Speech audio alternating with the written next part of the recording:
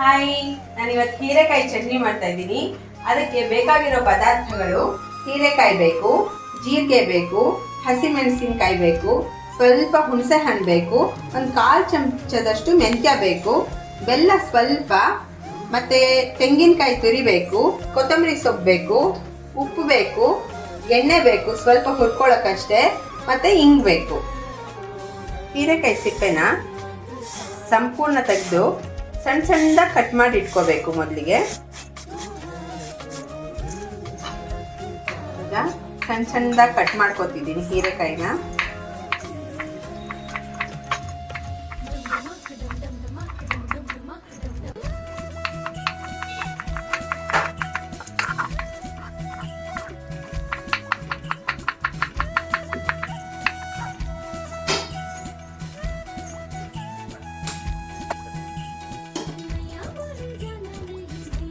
ಸ್ವಲ್ಪ ಎಣ್ಣೆ ಹಾಕಿ,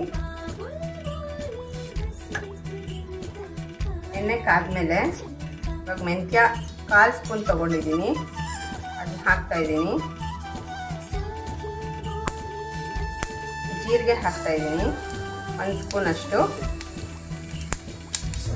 ಆಮೇಲೆ ಹುಣಸೆ ಹಣ್ಣು ಹಾಕ್ತಾ ಇದ್ದೀನಿ. ಆಮೇಲೆ ಸಣ್ಣದಾಗಿ ಹೆಚ್ಚಿಟ್ಕೊಂಡಿರೋ ಹೀರೆಕಾಯಿ ಹಾಕ್ತಾ ಇದ್ದೀನಿ.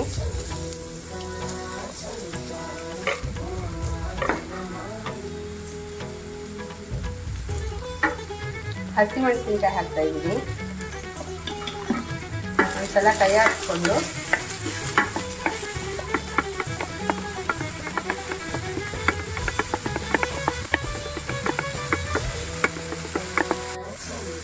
ನೀರು ಸ್ವಲ್ಪ ಹಾಕ್ತಾ ಇದ್ದೀನಿ.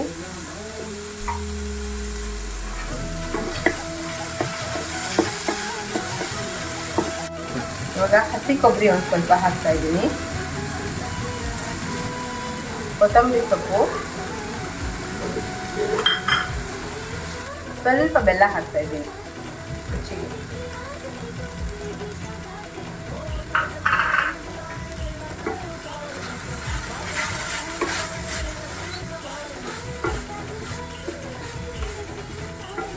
ಎಲ್ಲ ಹುರ್ಕೊಂಡ್ಬಿಡ್ಬೇಕು. ಒಂದು 5 ನಿಮಿಷ ಹುರಿಯೋಷ್ಟರಲ್ಲಿ ಹೀರೆಕಾಯಿ ಮೆತ್ತಗಾಗಿ ಹೋಗುತ್ತೆ. ಆಮೇಲೆ ತಣ್ಣಗಾದ್ಮೇಲೆ ಮಿಕ್ಸಿಗೆ ಹಾಕಿ ತರ್ತರಿಯಾಗಿ ರುಬ್ಕೋಬೇಕು.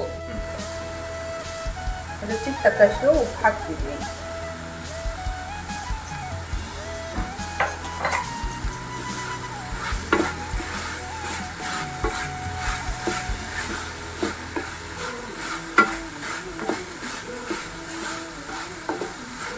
ಹುರ್ಕೊಂಡಿದ್ದೀನಿ. ಇದನ್ನ ಒಂದು ತಟ್ಟೆಗೆ ಹಾಕೋತಾ ಇದ್ದೀನಿ. ಇದು ಸಂಪೂರ್ಣ ತಣ್ಣಗಾದ್ಮೇಲೆ ರುಬ್ಕೊಂಡ್ಬಿಟ್ರೆ ಆಯಿತು. ತರ್ತರಿಯಾಗಿ ರುಬ್ಬೇಕಷ್ಟೇ. ರುಬ್ಬಿಟ್ಟು ಮೇಲೆ ಒಗ್ಗರಣೆ ಕೊಡಬೇಕು. ಇವಾಗ ಇದು ಕೂಲ್ ಆಗಿದೆ ಸಂಪೂರ್ಣ. ಇದನ್ನು ನಾನು ಮಿಕ್ಸಿ ಜಾರ್ಗೆ ಹಾಕ್ತಾ ಇದ್ದೀನಿ. ಮಿಕ್ಸಿ ಜಾರ್ಗೆ ಹಾಕ್ಬಿಟ್ಟು ರುಬ್ತೀನಿ. ಇವಾಗ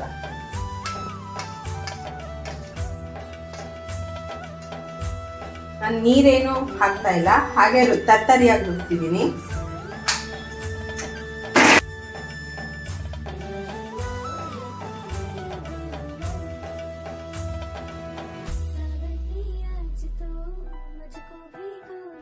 ಈ ಥರ ತರ್ತರಿ ಇರಬೇಕು. ತುಂಬ ನುಣ್ಣಗಾಗಬಾರ್ದು, ಚೆನ್ನಾಗಿರಲ್ಲ.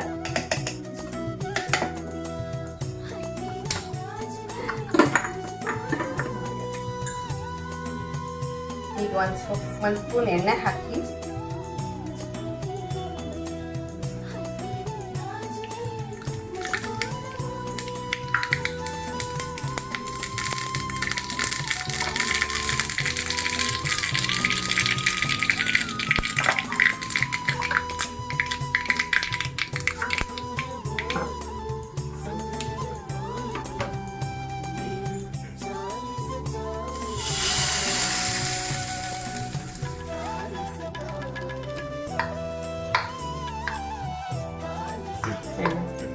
ಈ ಚಟ್ನಿ ಅನ್ನಕ್ಕೂ ಚೆನ್ನಾಗಿರುತ್ತೆ. ಬಿಸಿ ಬಿಸಿ ಅನ್ನಕ್ಕೆ ಒಂದು ಸ್ವಲ್ಪ ತುಪ್ಪ ಹಾಕೊಂಡು ಕಲಿಸ್ಕೊಂಡು ತಿಂದರೆ ತುಂಬ ರುಚಿಯಾಗಿರುತ್ತೆ.